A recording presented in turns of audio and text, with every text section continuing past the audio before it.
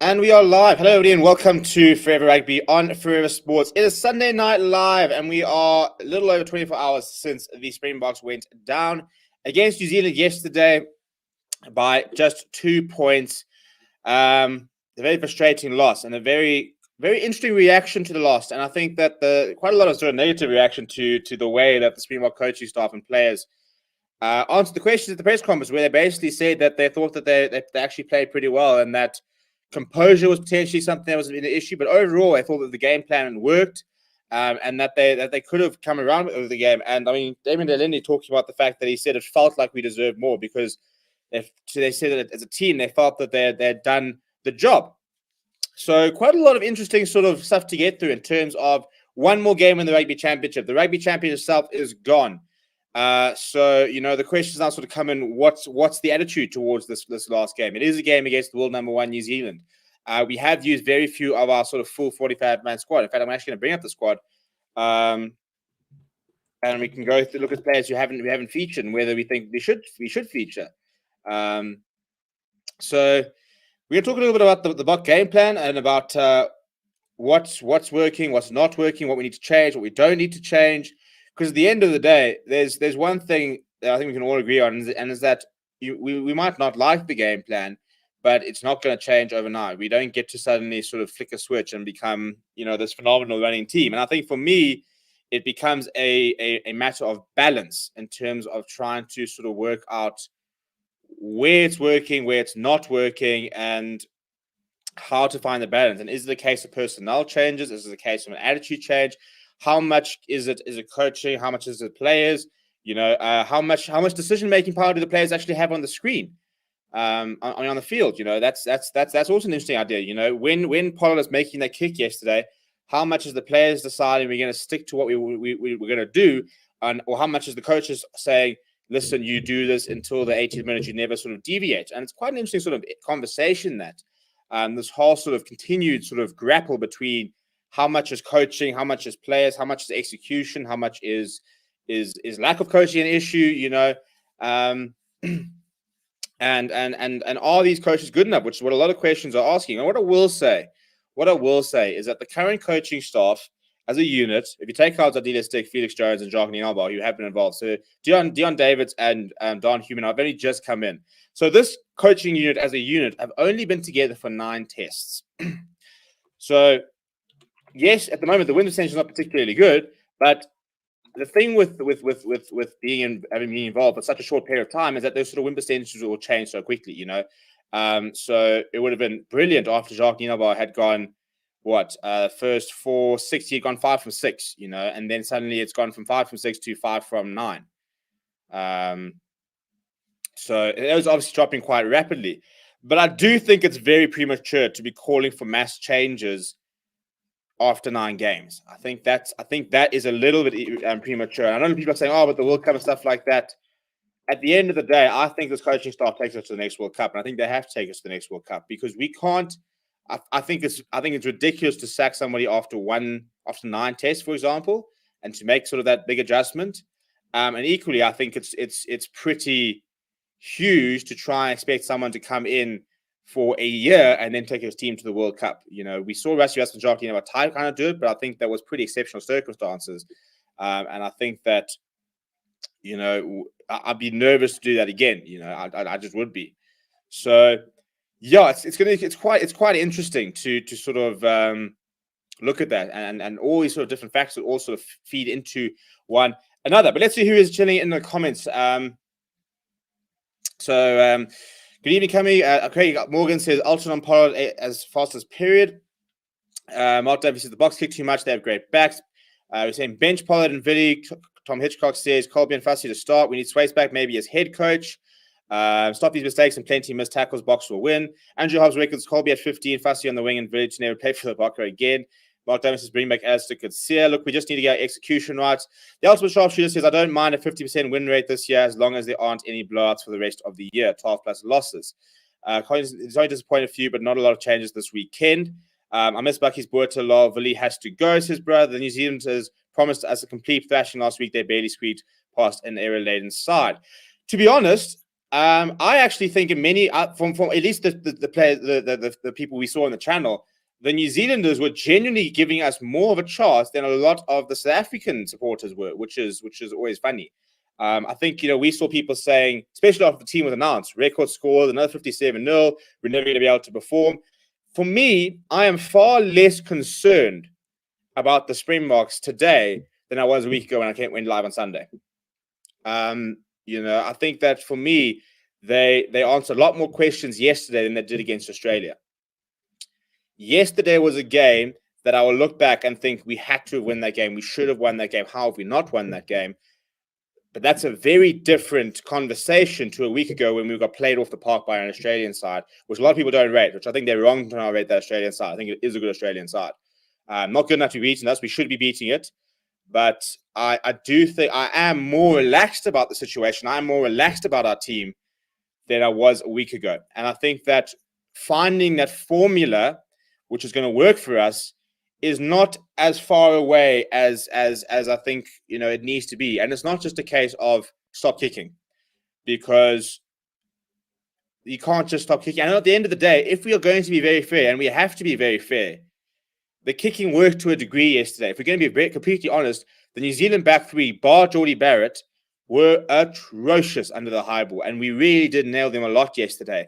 I think where we need to sort of adjust is that's next kick, just sort of removing that last sort of kick that we do, and I think also execution comes into a long way, because kicks are only as good as chase and only as good as execution. A competitive kick, it can be an attacking move, but I think what the problem was with yesterday is sometimes execution lacked it, and then when you don't get your kicks right, suddenly it opens things up.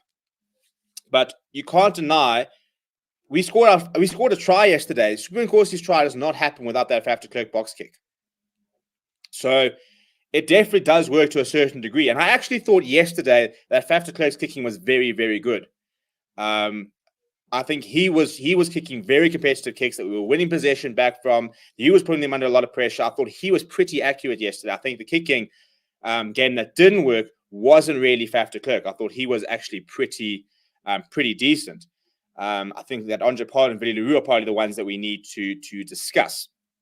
But I don't know how we're feeling about yesterday. If we just sort of take the emotion out for a second, to respond after back-to-back defeats against Australia was pretty unacceptable, and we were all fuming.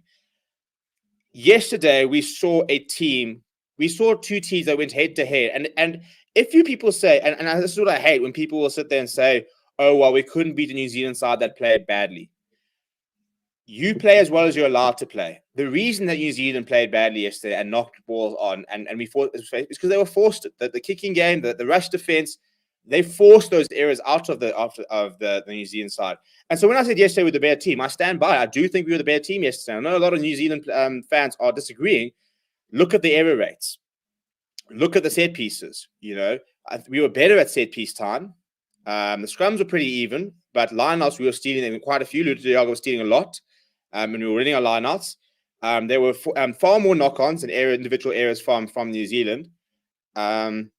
Discipline-wise, I mean, I think it's pretty 50-50, to be honest. I do think we are conceding far too many offside penalties, which is quite a slacking thing to do. But genuinely, I think if you sort of go down the list, there were more mistakes being made by New Zealand. And defensively, you can look at tackles missed, but at the end of the day, apart from the second minute, they didn't score a single try.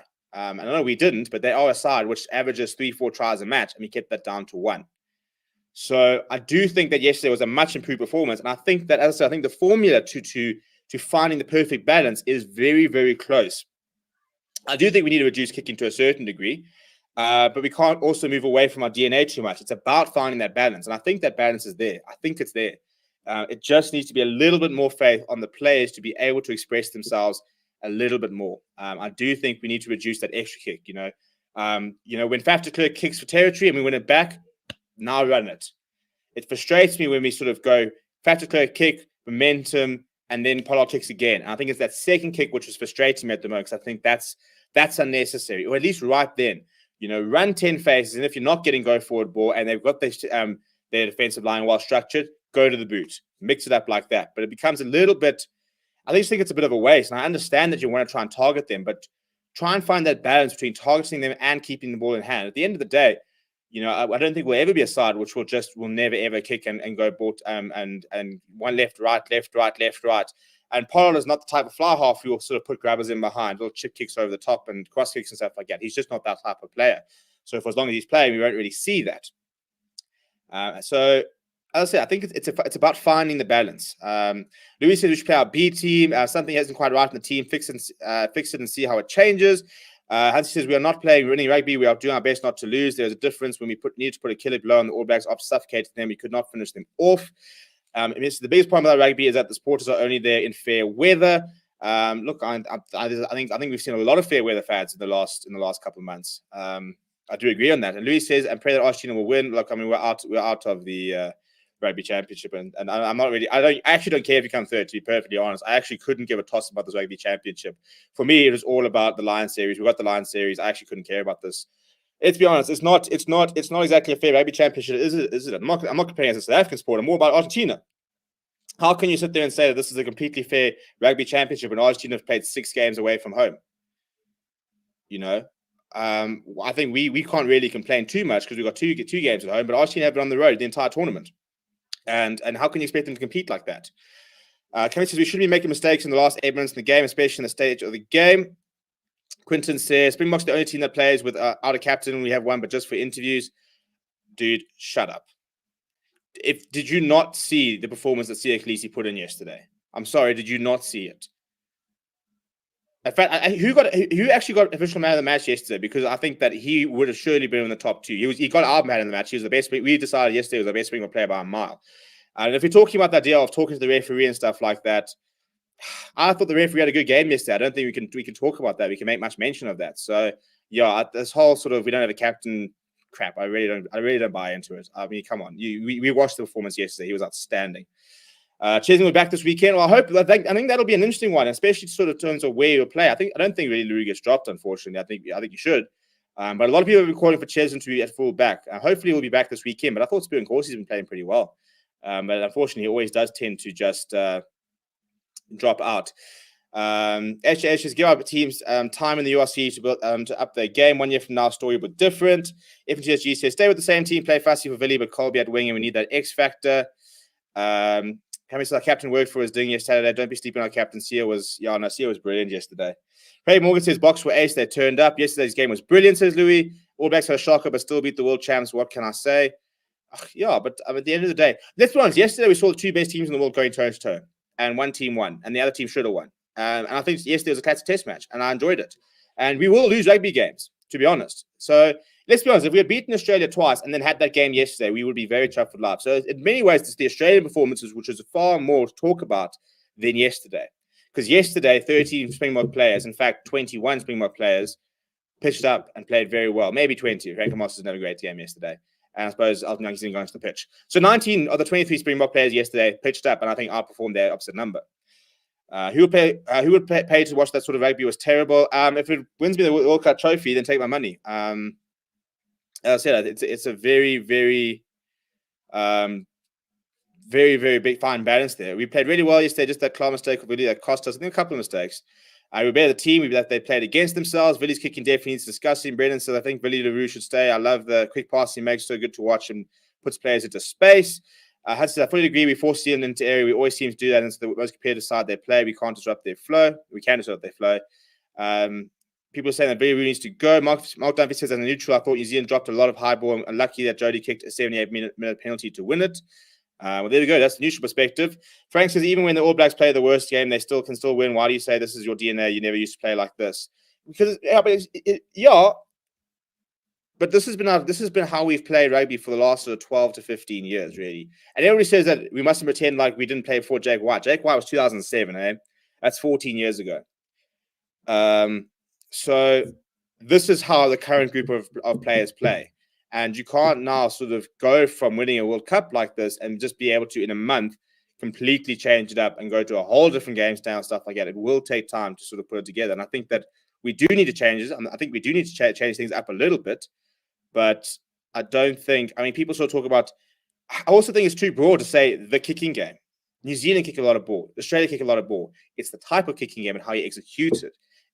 International rugby, test match rugby, you do kick the ball a lot. If we go to the stats yesterday and we'll look at Australia and Argentina as well, I can tell you right now, they also kick the ball a lot. It's about the type of kicks and more importantly, how well you execute them. So, I mean, you do a test match. You play advanced stuff like that. For me, it's those kicks when we get towards 22 and stuff like that. That's where we need to cut out. But until then, if they're working, they're working. But yeah, Sanchez says, why do we kick when we have penalty or scrum advantage, free ball? Carly Nonyev says, all I'm saying is the spoon course, he had 12 minutes in the bin as Nick Berry messed up with the amount of time he served. Yeah, I wondered about it yesterday. The assistant refs also gave 5 penalties that weren't, but New Zealand were offside a lot. I was saying that yesterday that spoon course, he did seem to take a while to come on. 2 minutes left. Are you in front of that and you kick the ball away? Yeah, that's what I'm saying. I'm not saying that. As I said, if you watched me yesterday, I'm very pissed off at that kick. And that there were certain kicks that shouldn't have happened. But and that's why I said it's about finding that that balance. Peter's not performance as a leader. I highly rate you as a leader. And just because he might not be the typical leader, I think that if you speak to anyone, there's a leadership group, and I think he's very much a servant leader. And I'm a big fan of servant leadership, to be honest. So yeah, if you speak to anyone, you speak to anyone that's played with him, they talk about his leadership and stuff like that. So I don't think that's an issue. I think it's just something different, something you don't see a lot of technically in your face. And if you don't like it, it's fine, but I don't think it's much of an issue. Peter says you can't hate the player because of the game plan. They're all world-class players. Brendan's crying if Villy gets dropped. Peter Cecile was solid. Luis Cecile was the best player in the Springbok pack. Van Staden might have played himself into the starting 15. I would agree, except I thought Quacker Smith was sublime yesterday. In fact, and this is the weird thing, is we're going to talk about changes, but I saw a lot of people talking about the Jean-Luc Dupreez and the Randall Alstats. Why would we change anything with our loose trio yesterday after what we saw yesterday? We saw Sierklisi, Quacker Smith, Dwayne Vermeulen all pitch up, and then Malcolm Van Staden coming for a brilliant cameo. So I don't think you touch those loose forwards. Maybe if you want to start Malcolm Van Staden, you can, but I think he's a terrific player to bring on the bench. I think he's the exact type of player. And I think the way that Quacker Smith disrupted the game throughout the game, I don't see why you drop him. So I don't need to see any Dupreez or Randall Alstats or anything like that. So we're going to talk about the squad now. Evan TSG says we play attacking rugby as you can see. What was the result? 57-0. Colin says calm ahead needs need impressive situations. Good game overall. Both teams need improvement. Brendan says, before the line says you had like 4K subs, now you're at 7K. Crazy how fast you've grown. Love watching, man. Yeah, we have grown incredibly quickly. I think we were at about 4,000. Look, we were only hit 1,000 in about February, I think. So it's been amazing. It's been amazing, and I appreciate you guys because that's how we've gotten there. Morning says, as you can see, it was not an attacking team. This is a strong running team. The real frustration is the exact same backline we picked again, and then talking about how immense the team was. So in terms of the squad, this is who we haven't seen. Thomas Toy has left. So we've still got Wilco Lowe and Oxenshare, who we didn't see this weekend. Haven't seen the last couple of games. Well, we saw Oxenshare in the first test against Australia. We haven't seen Joseph Dever. We haven't seen Johan Krabbelar. We saw Marvin Ori and Nicholas Janssen van Rensburg left the squad. So the only recognized out-and-out locks we got are Luat, Earbert, and Franco. And then Marvin Ori.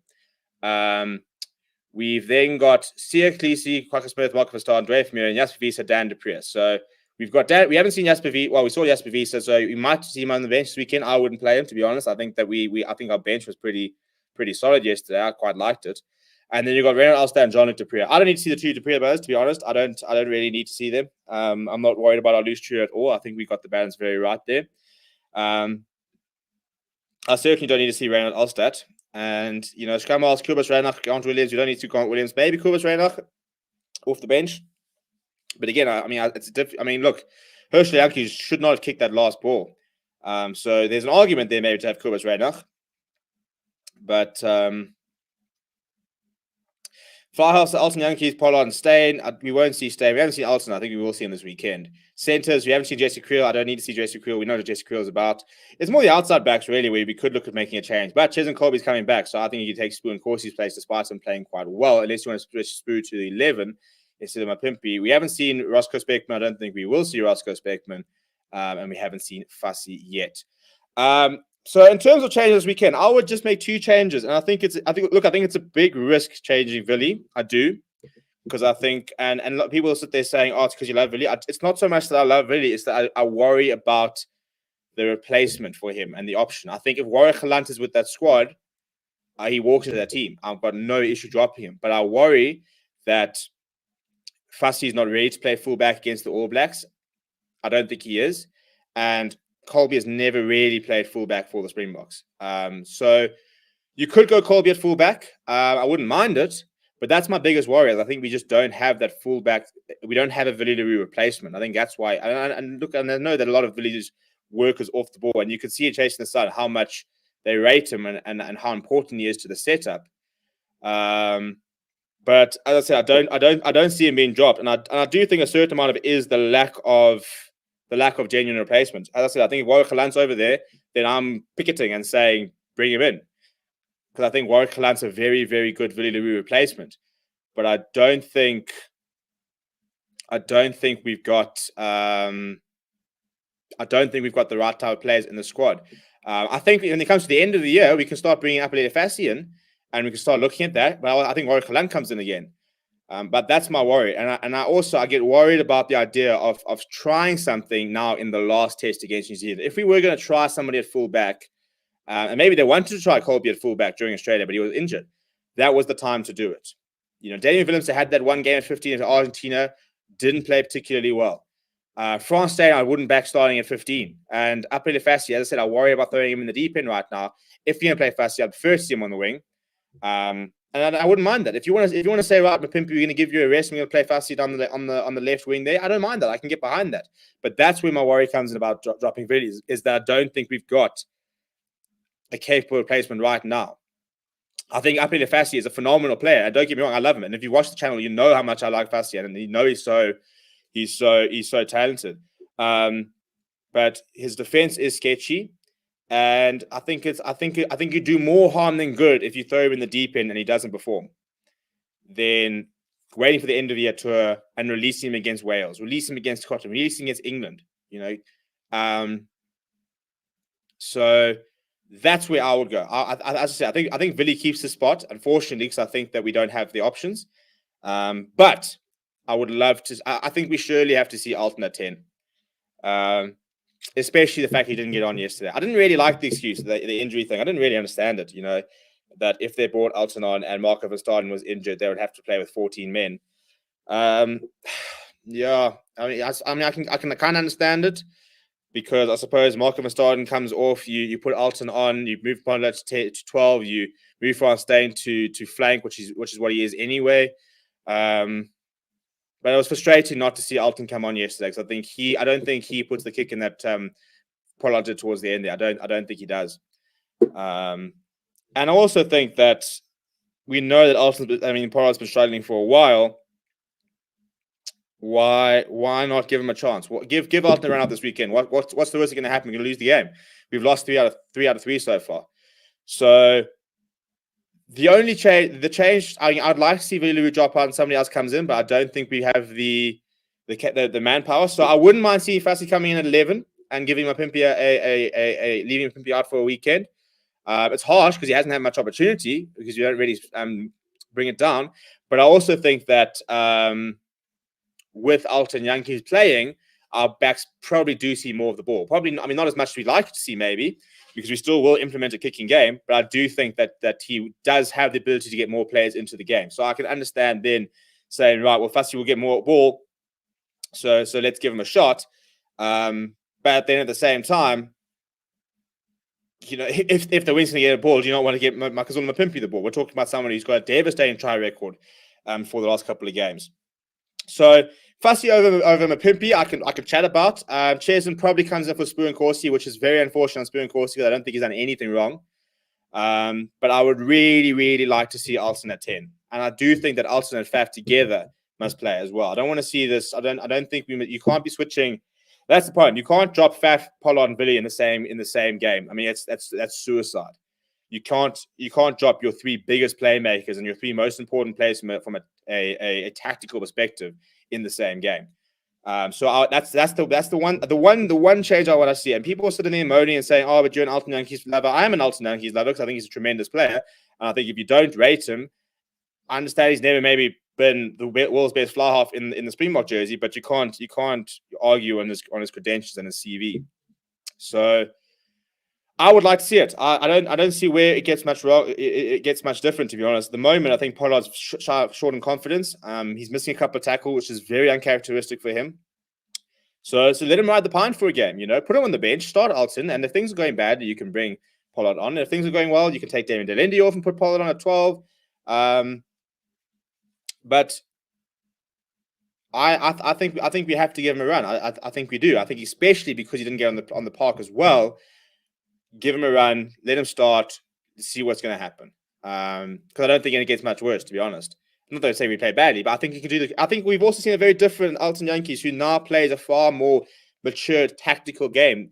He doesn't throw those 50-50s as much these days. He's far more plays within himself. Still a lot more attacking than Pollard, because they are very different style players. But I think he is a bit more mature, and we saw that in the Argentina game. He dropped a fantastic performance. Try assist. I think it was 6 out of 7 kicks. Very nice conversion kicks as well. So yeah, where are we in?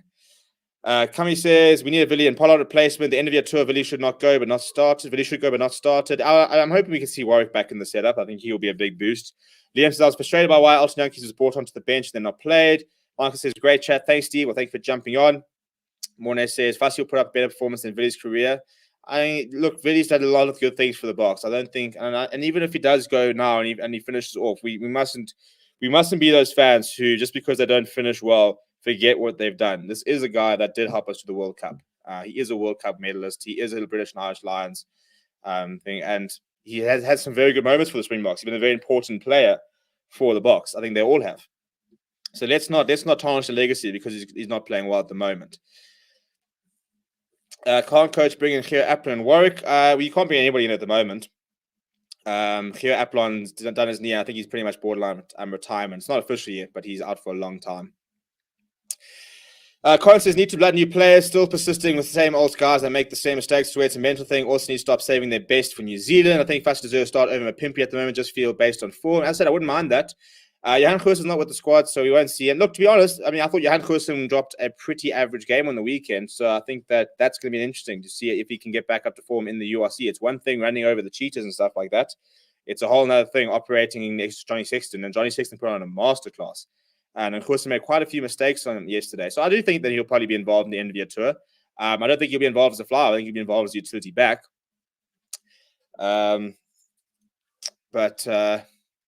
Yeah, Romanus Harris says play Colby 15, Fassi 14. I play Fassi 11, not 14. Alton 10, tell Faf not to kick once over opponent's 10-meter line.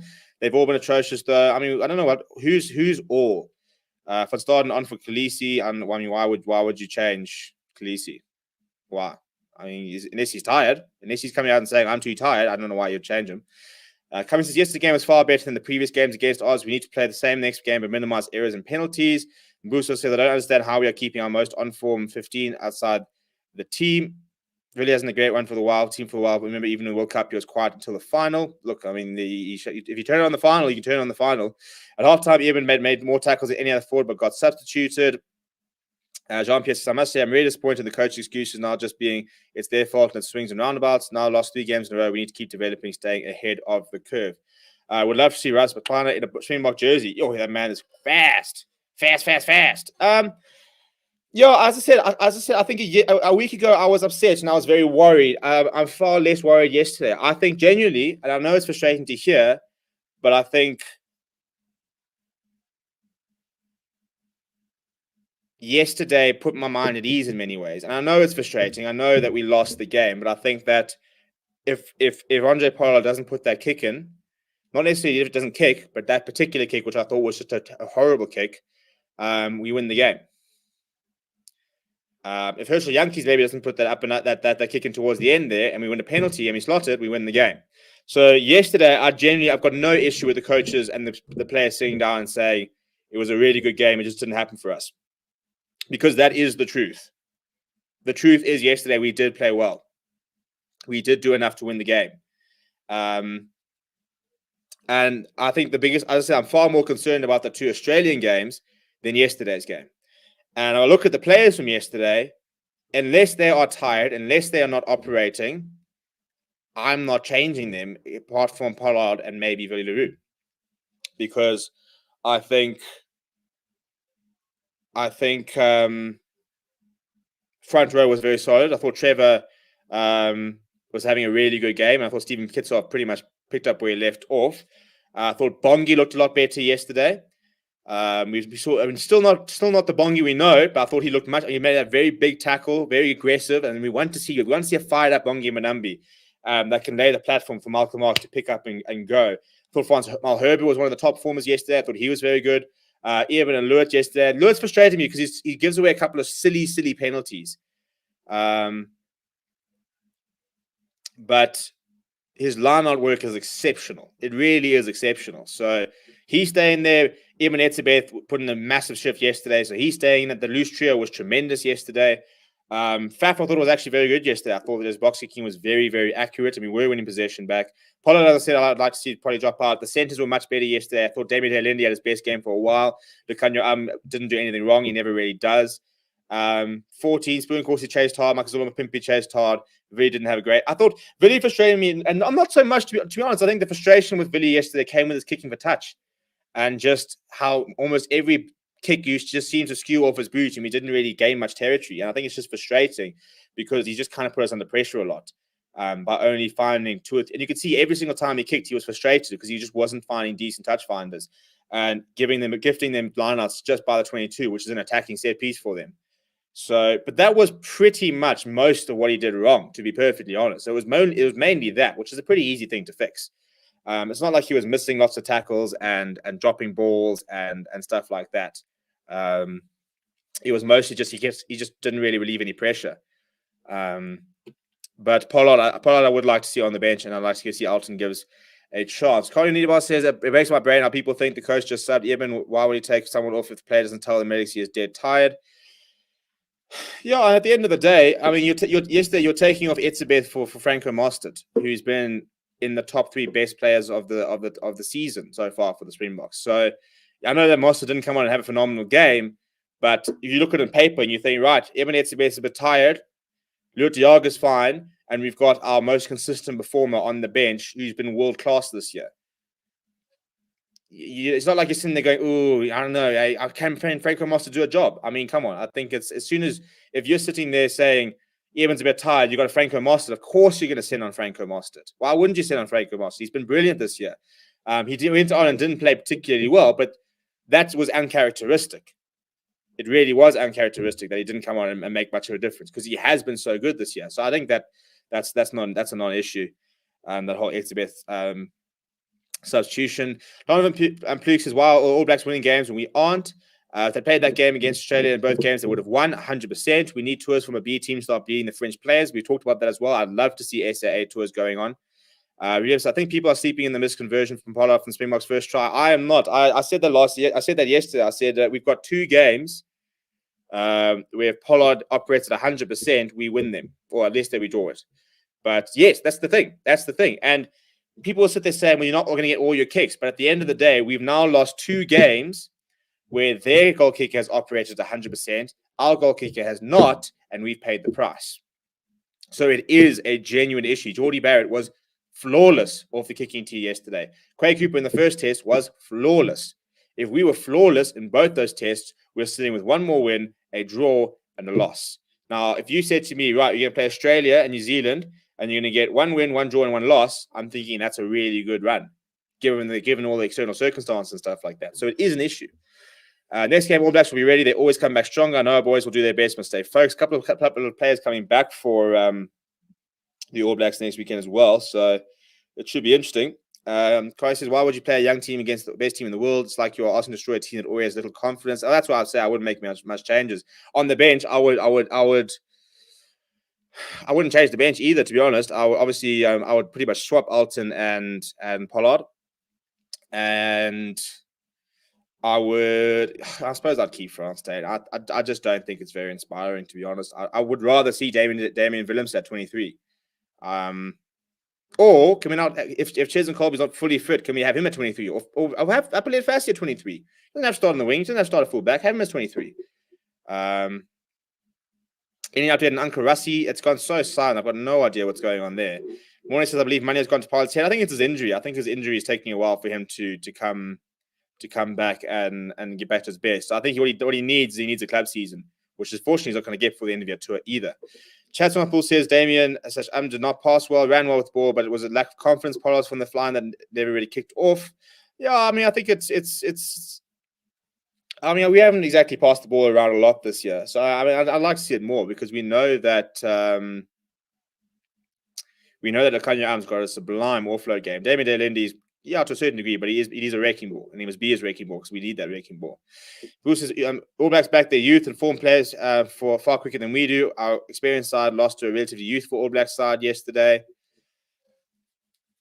Yeah, but I mean, look, they had plenty of experience where it counted, didn't they? The locks were very experienced yesterday. You've got something like Joe Moody, who was actually destroyed yesterday by France Malhoba.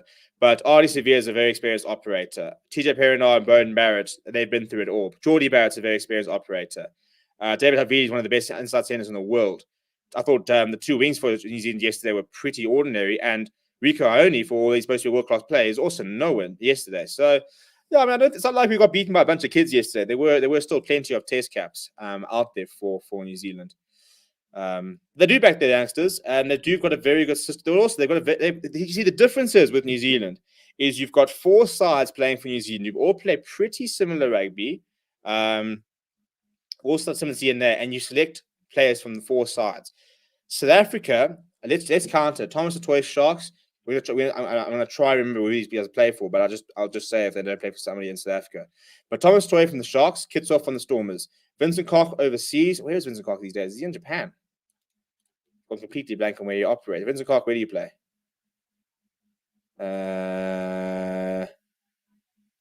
He's not still at the Saracens, is he? Yeah. So that's team number 4. Team number 3. Sorry, Wilco Lone, team number 4. Trevor Nyakane, team number 5. Joseph Draper, team number 6. Malcolm Marks, team number 7. Lut Diaga, team number 8. Eben Etzebeth, team number 9. Nicholas Hansen van Rensburg, team number 10. Franco Master, team number 11. Marvin Orisi, Ecclesi Kwaka Smith, I think he's either plays with Malcolm or Franco Mostert. Van Staden, team number 11. Vermeulen, team number 12 now with Ulster. Jasper Wiese, team number 13. Dan de Preez with Lewis, I think Renat Ulstad is there. Jean-Luc Deprez, Faf's there. Herschel's there. Kurbis Reinach has now gone back to the Premiership. I think he could be team number 15 there. Alton Yankee's gone to Japan. That is at least team number 15. Jesse Creel, I think, could also be operating with a couple of the other guys. Jason Colby is team number 16. And and France State Cheetahs, team number 17. So we've got 17 different teams basically within our squad. So it's very difficult to just be able to bring players in and play them immediately. Far more difficult than bringing players from 4 different teams who play relatively similar rugby anyway. And I think that is a genuine factor in terms of being able to bring people into the system and be able to catch them up to speed quite quickly, is that we've got players who play completely different environments, completely different teams, completely different tactics, that then come in and play the same sort of game plan, which is why I think it takes a bit longer for us to bring players through. So I think players will be brought through and we will start introducing more youngsters, but I think that is a factor that maybe prevents it from being as sort of seamless as other teams potentially, because there are just such a variety of different factors that now need to come in and start moving in. I don't know. It might not be a reason at all, but I think it does play a part. Really did have a good kick out. He saved us. Are they going to bring Mostert to start a blind side again? Why? I thought Kwaka Smith was sublime yesterday. I thought he and Sia Khaleesi were head and shoulders above the rest of the pack. Container says France Day 15, Colby 14, Fassi 11, Creel, Delendi, Alton Yankees, Reinach 9 for my back line. I think it's probably too many changes, to be honest. As I said, I think I'd like to see at least one change. I'd like to see Alton in for Pollard and maybe Villiers out. I don't know if you backed any Williams there, but yeah. Geordie much better off the boot than Bowden, 100%. Bowden's a bit like Pollard, isn't he? He just has his day. He's not a particularly consistent goal kicker. Kasefa Nadu says, to be honest, in that second game against Oz, Moster was a bit off as a number 7, connecting with the back line, dropped the ball then and dropped the ball on the weekend. Where's Morné Steyn? He is with the squad. I don't think we need to see Morné Steyn. Unleash the weekend special, says Fassi. I think he's been benched since he's older than the others like Pollard and Hunter third. If we talk Alton Yankee, and I don't need to see Morné Steyn. We don't need to see Morné Steyn. I don't think we need to see Morné Steyn there. Why? Why do we need? Why? And this is no offense to Morné Steyn, but why do we need to play someone who is not going to be at the next World Cup? At the end of the day, that's the reality. Alton Yankees on Pollard will both be there in the next World Cup. Why do we need to play someone who will be 39 at the next World Cup? He's not going to play, so I don't see the point. And this is the only change needed for me to stop supporting the Boks. I'm cut full of watching them get embarrassed and I feel like a prick for supporting them. Well, off you go, chap. Enjoy that. Please hand in your World Cup trophy at the door. Please give away that Rugby Championship 2019 and please leave the Lions series at the door as well. Once you do that, you are welcome to go and support somebody else and enjoy it. Mercenary system, how has that been allowed to happen? It's only hurting the Boks because we don't have the money. You show us the money, we can do it, but we also have too many good players, to be honest. We produce the most professional players by country flipping mile. Our youth system, our school system just produce rugby players. So we do have too many almost to keep in our four unions, but we need to get our best players back in our unions. But until we've got the money, it's never going to happen. It's just never going to happen. And it is the unfortunate reality we stick with. We saw what happened when we said, no, we won't pick you. Well, then, like, cheapers, we're going to flip and struggle. Carly reckons Billy's going to stay, and Pod is also going to stay. Don't upset me. I want to see Alton. Hansi said, I'll give Marco a run. He has been knocking for a long time. Quacha 8, CS 7, Marco 6. Yeah, I mean, I thought Dwayne Vermeulen was much better this weekend. And but I also think we need to be careful with Dwayne Vermeulen in terms of if we're going to get into the next World Cup. And if he's not going to be in the next World Cup, we do need to look at blooding a new player. But I did think he was much better. I would probably keep him. I wouldn't be upset seeing that loose trio. But the problem is you don't have any line-out jumpers other than Lewitt and Etzebeth. I don't think we missed that extra line jumper in having Franco Moss this weekend. I think we operated just fine with the 2 and maybe 3 with Wayne. But I do think we need at least that third option. Where are we? Morné says, remember the Precious Lions series, Morné won, yeah, those 2. But that's the thing. He's done his part. He's come in, he's won his Lions series twice. He's had a phenomenal career. He's a fantastic guy. I would have him as a kicking coach tomorrow. Although he's obviously working with them guys now, and then I'll kick him particularly well. So maybe he just doesn't quite got the coaching part yet. I would keep him in the squad as a kicking coach tomorrow.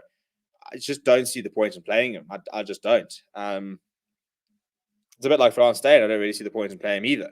If players aren't going to be involved and they're not the best in their position, as I said, it's one thing. You got Dwayne Vermeulen, who's with touch and go, but he is our best number 8, so you're playing him. Is Morné Steyn our best number 10? It's debatable. And as soon as it's debatable, he's not going to be there in 2 years' time. Don't waste the time. Same as France Steyn. Is he our best number 12? No. Is he started 15? No. In which case, do we really need to play him that much? It's pointless. Latita says if Coldy comes back, he will intercept the ball again against New Zealand. He should be back. I mean, they were hoping he was going to be back for the flipping second Australian game. So I'm hoping that he's done his return to play stuff and he should be back this weekend. Booster says, on a side note, I'd love to see Serpentine back in the box setup. A versatile centre like him is a natural talent. It would be useful. A centre pairing of him and would be lethal, in my opinion. Yeah, I mean, to be honest, based on what we've seen from Jesse Creel, which is not very much, I would have Serpentine. I think Jesse Creel needs to come back to South Africa. Stop stuffing around in Japan and come play outside centre for... He needs an outside centre. So he'll probably go to the bloody Bulls again, you know. I think Serpentine's a good player. Andrew says, I was glad that we won, but was still very impressed with this kick the ball away bullshit from Faf, constantly kicking and hoping to get the ball back to kick it again. You've made your bed, now lie in it. You've left us, now leave us. Mark has a small injury. Yeah, so there is a little bit of question mark, and I think if Marco Starden isn't fit, then we just go Jasper Visa. I think that's a pretty easy change. As I said, I wouldn't change much in that loose trio. Cummings says Dwayne isn't 100%. He's a bit slow since his injury, but a couple more games he'll be Thor. Well, hopefully, I think he'll need that season at Ulster to get back to, and then we'll be able to judge if he's going to be able to be in and around the World Cup in a couple of years' time. France is definitely a better fullback. I don't think he's got the pace at the moment, to be honest. France gets a very good kicking option. He does indeed. Why is there always specified flank? A flank is a flank. 6 Khaleesi, Marco 7, 8 Smith. Maybe down to Pre at 20. Jean-Luc potentially coming in at 7. he has played versus the All Blacks and scored a try. Well, we don't really play with the traditional open side, blind side flanks. If you watch the press conference, Kwaka Smith even said it. He said the number on his back means literally nothing. It doesn't even necessarily decide where he stands when it comes to a scrum. He said that they don't operate with a blind side and an open side. They operate as a flanker and they've got their roles and they perform their roles, which I think is the modern game. You do have to be more fluid. So yeah, I don't think it's too serious. I don't think we need. I personally don't think we need to see the Dupree brothers. I think our loose trio is pretty good, and was very good yesterday. Collins says, have the greatest depth of any country, just need the means to foster that. And SA agreed the need for the dollars. We need those dollars. We need the USA dollars. We need the pounds. We need the euros. We need absolutely all the money here. Maybe we should start a team. I think we should all crowdfund. Let's set up a team. I'm based in Johannesburg, so we'll have to be based in Johannesburg. So let's start a team like halfway between Joburg and like Pretoria, like mid-rand vibes. Let's start a team and let's bring some players back. Who should we bring back? Let's bring back who's in Japan. I think we'll go for the Japanese-based players first. I think Rusty would like us to bring them back. So we'll bring back Franco, JC Creel, Malcolm Marks, Billy. Alton Yankee's gone there, so we'll bring him back. Johnny Lombard's supposed to be going there, so we'll bring him back. Let's crowdfund. We'll start a club, and we'll get into the URC, and we'll operate. We'll get a nice little small stadium, so we don't have to worry about filling 60,000 seats. We'll get a nice little 20,000 seater, and coach will bring in. Who should we bring in as coach? We'll bring in Jan Ackerman back. We'll reunite him in Swace. Maybe he can bring his son back. We'll get Ron Ackerman back as well. Yeah, I'm keen. Let's do it. We'll go get some. We need to get some like shake in Saudi Arabia and stuff like that. We need to go show them a couple of rugby games and say, listen, don't you want to give us a couple $1 million, and we'll build you a rugby empire. I think we need to do it, people. Anyone know shake? Hank Lopez says there's an All Blacks test list. I don't see much changes made, although I would love to see Willie Pollard and Faf rest. I think Faf's fine. I thought he actually played a lot better yesterday. Joel says remove Pollard, put Steyn. As I said, I don't back the Steyn shot. Need to evolve and play wider with Van Staden. There's there to teen rucks and create turnover. The breakdown yesterday, we did play very well at the breakdown. And to be fair, we identified it. Me and Lakanya were having a long chats this weekend, and we were both saying the breakdown is an area we can exploit. And I said that to people said, oh, no, you're talking about the breakdown, these supposed weaknesses. They're not weaknesses for New Zealand. And then what happened? We did exploit the breakdown, and we were very good there.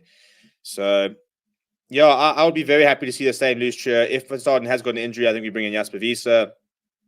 Because also, remembering that we've got a big squad, but this squad gets trimmed by about 10 players for the end of year tour. Actually, I don't know if it does, I don't know if we will go with a smaller or bigger squad. But if you go with a smaller squad, then a prop drops out, a hooker drops out, so we won't have Jan Grobelaar, we probably won't have Wilco Lowe. Marvin Oy probably drops out. I reckon the two Duprees probably drop out. Grant Williams drops out. And I reckon Roscoe Speckman and maybe Morris Steyn probably drop out as well. At the end of your tour, if we go with the standard sort of 35-man squad that we usually tour with. I think that's kind of the issue at the moment. Because we've got such a big squad, there's a lot of calls for rotation, but we've only got a big squad because of COVID. Kevin says, give us some oil money. Yeah, you see, let's get. We will establish the Man City of rugby. It was almost says Damien Willems so overrated. He is not a 10. He never played at Super Rugby level at 12. He did play in the Currie Cup final at 12, and at 15 is poor. So it's really please let's get another outside backs. Can we get an attack coach? Yeah, look, I wouldn't mind an attack coach. I wouldn't mind Space de Brain getting back involved with the box if he sorted out his issues off field. In terms of Damien Willems, I think he needs a full season in the position, and I'm very interested to see where they play him. I would like to see him at 12. I've been calling for him at 12 for months and months and months.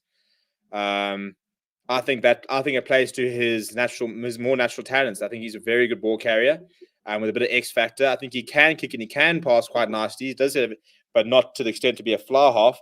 And I think he's defensively very solid in the 12 channel. So I would like to see more rugby at him at 12. I'd be interested to see if they do have him play him at 12 more for the Stormers during the URC when he goes back there.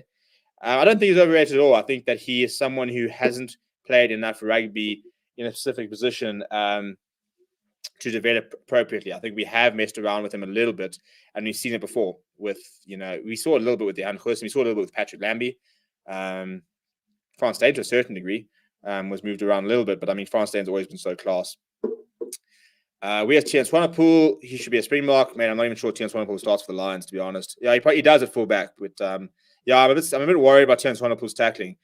Carl says the Dupree brothers need to be playing. They're so good. I've never look. I know they were playing well for Sale, but I've never been massive Dupree brothers fans, to be honest. I think they're walking penalty. Look, I think Dan didn't play, but when Jean-Luc did play that one game, he wasn't particularly good. Maybe the end of your tour we'll see them. They're not rated by the coaching staff, I don't think. They just don't seem to ever be in the plans. I don't know why, but Hank says Damien Williams is a 15's opinion. He just can't seem to lift his game on international level. Chances before he created the squad, let's have a prototype of Rugby Challenge 4, maybe having Forever Rugby fans giving in names, positions, compile team, and play a challenge cup in that game. Mate, I haven't even played Rugby Challenge 4, so I'd have to play a little bit before then. Maybe we should do that. We could have a bit of a selection committee. We could talk about that. I need to even buy the game. How long are we going? So we've got about 9 minutes left. Booster said, I don't want to get into politics, but I definitely think we need fans back in the stadiums now. I think our boys have missed playing in front of stadiums, mainly given rooting for them. Yeah, I think we do. We do need to get back fans back in stadium. I also think I think it has been a very taxing international season. I don't think it's much better. But hopefully after this, they can come back. They can spend 2 weeks in SA before they go over to France and Iceland and stuff like that. They must come back. They must see their families. They must just switch off for a little bit, and then we must go again. Hansi says Damien needs game time and trust for coaches. He is unpredictable, has enormous X factor. Damien is better than Williams. Which Williams are we talking about? The only Williams we've got is Grant, who's on number 9. Which Williams are we talking about here? We can bring back the best backline players, but it would amount to nothing without current game plan, kicking everything away. Their only duty is to defend currently. Peter says, not fair playing both the twins. I can't tell the difference. It's a decent shout. Bring back a banner, need the All Blacks kryptonite. Oh, yeah, those are the days, weren't they? Cast the Boks need their Lord and Savior back, the might majestic. Oh, dude, don't bring Earl Rose into this. I had to grow up supporting Earl Rose. It was tough times. Every single time we got the ball, we kind of just sort of went there and just pretend he didn't play and just sort of, if you don't watch him, then he can't play him. So we can use the blind game and just pretend he wasn't playing. He was a horrible player at times, wasn't he? I'll never forget Earl Rose throwing a ball in quickly to himself on the 5 meter, on our 5 meter. What with 2 attackers coming in, they tackled him, turned over the ball, and just walked over the try. It was in the Currie Cup game, I think. It was the most ludicrous thing I've ever watched. And then he was caught stealing golf clubs. What a nutcase. What would your SA-based team be? Maybe we should do a video on that. When we do a live stream after the box, we can do something like that. Faf is now called Fack in my house. Each time he puts the boot to single kick, everyone shouts his name. Is Jacques Niva, our coach, technically astute coach to lead this team in the next World Cup? Is he out of his depth? I think it's too early to tell. Look, we will have Rassie back in and around the setup. That's a matter of time. I think it has been a factor not having him around, but I think we do overrate his impact, and I think we underrate our coaching staff who have delivered a couple of times before. We've all forgotten Ulster and Wilco Low. No need to talk about Earl Rose on this channel. Roscoe Speckman needs to play against the All Blacks next weekend. I don't see it happening. All Blacks will be much better as they don't know what to expect from one-dimensional box game plan. Look, Ian Foster came out yesterday and said that it was really difficult. And he said that you don't call the game plan. It was a good test yesterday. I don't think, as I say, I think we just needed if we cut out about 10 kicks yesterday, the kick that went too deep from Pollard, the 2 or 3 by the 22, the kick towards the end, and keep it in hand, I think we win that game. He and Ricky January would 100% beat the All Blacks. Look, Ricky January is a GOAT. He is the GOAT. So I'll back the Ricky January shout. But I'm not backing Earl Rose. You can use more cash from sponsors to buy Rugby Challenge 4 and bring in more game. If not, we can do Rugby Nation 19 and use that for extra content. My problem is I need sponsors if I'm going to get sponsorship money. My sister calls Fat Fluff. Keep telling her she's saying it wrong. Now we call him Fluffy. Well, there was the picture of the pony that people used to call it Fluffy de Klerk. But yeah, we've been pretty much going for an hour, so we'll probably pretty much call it there. Very, very interesting weekend of United Rugby Championship action. And if we look at some of the results, in fact, we can actually look at the results over here. Where are we? There we go. And not you. Not you. Is it you? Yes, it's you. So this is how the Rugby Championship, in fact, I'm going to make this a bit smaller so you can actually see me because I am the main event. There we go. This is how the Rugby Championship went this weekend. And I mean, was there ever a doubt? Was there ever a doubt that the GOATs of SA Rugby, the shining light, the absolute pinnacle of what rugby should be, the Emirates Lions, with a classy bonus point victory over Zebra? I mean, it's just so difficult. I mean, the back pains that we as Lions fans have had. I actually have to go see a specialist to sort out the back pains we've had for having to carry SA Rugby for just so many years. It's tough. It's tough. But yeah, so that happened. I mean, we scored 35 flipping points. I mean, we absolutely stormed through Zebra in the opening period. They had a bit of a fight back, but what a result from the Lions, who were absolutely horrific in the Currie Cup, going up to a bonus point victory against Zebra, which was really cool. We then saw the Ulster edging Glasgow Warriors. This was a really good game, by the way. In fact, look at these results. It was a really good weekend of URC rugby. I really enjoyed it. So this was a very good game to watch. I think I didn't watch this game because obviously this game happened at the same time. But Cardiff Rugby getting a win over Connacht. This was frustrating. Where the Stormers, as somebody said, I think John Look says, they bottled it. They should have won. That try towards the end, very, very soft, and they should have won that game, but didn't. So so that's frustrating. The Bulls got handed a rugby lesson by Leinster. I think they'll be better when this coming weekend they're up against Connacht. So both of these sides looking for their first win of the tournament. And then Edinburgh beat Scarlets, and the Scarlets taking on the Lions. So it'll be a 3rd versus 11th clash. That's on Saturday. And on Friday. Then Munster outclassing the Sharks. Look, at these the Sharks scored some points. And to be fair, I think it was 14 points came in the last 5 minutes. So take out 14 points. It was a bit of look. I don't think the Sharks were ever in the contest, but they did have some periods where they looked a little bit better. They scored a stunning try when Penclay finished it off. It was a brilliant, brilliant try though. And then today, Dragons beat Ospreys. This was also a very, very good game. Gareth Anscombe was playing very well. First time I've watched Sam Davies properly at club level, and I thought he was brilliant today. Really, really impressed with him in the Dragons jersey. In terms of next, so that was how it all landed up. So this is how the table looks after week 1. We'll look at the combined table. So as it stands, these teams would be in the playoffs. Look at those buggers. Look at us there, eh? Look at us now. Started from the bottom, now we're here. GOATs of rugby. So those are the top 4 at the moment. Unfortunately, this is where we need to sort this out. But obviously, it is only week 1, so don't worry. It is all a joke. We are very, very cognizant of the fact that things will change. In terms of the Shields, all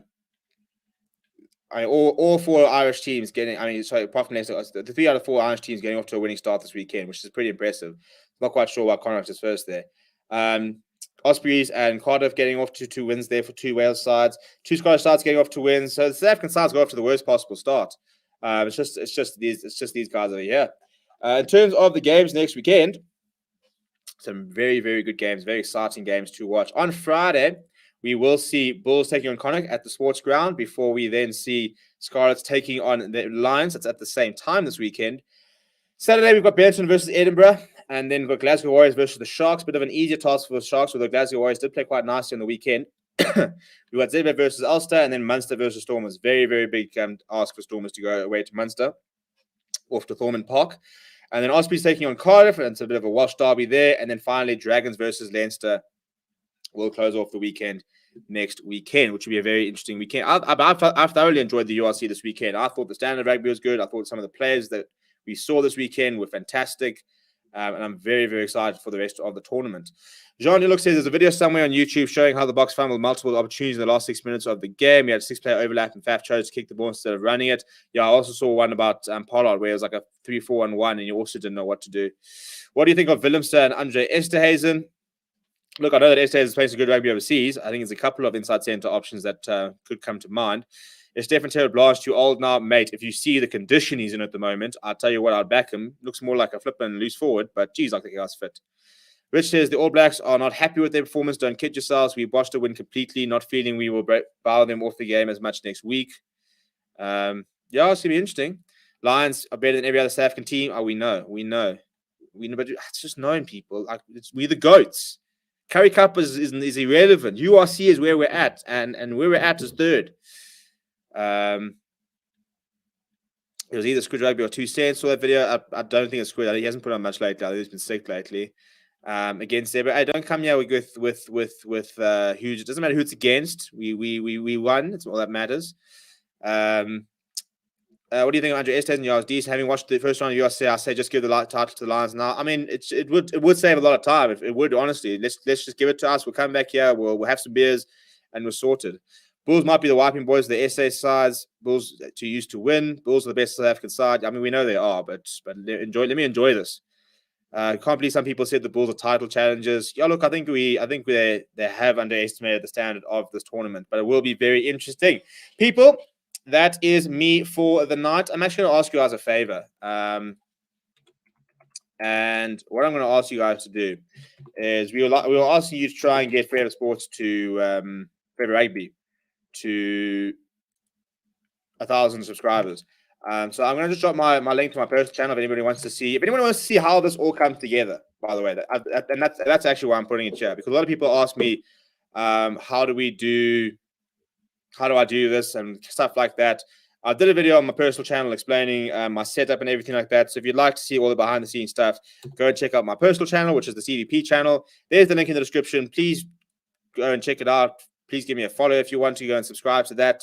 Got a lot of content coming that way. A bit more sort of less newsy. Still a lot of sport involved there, and a little bit more sort of fun. So if you fancy it, please go and check it out. Apart from that, guys, please do keep safe. I'm working nights the entire week this week, which is making going live a little bit difficult.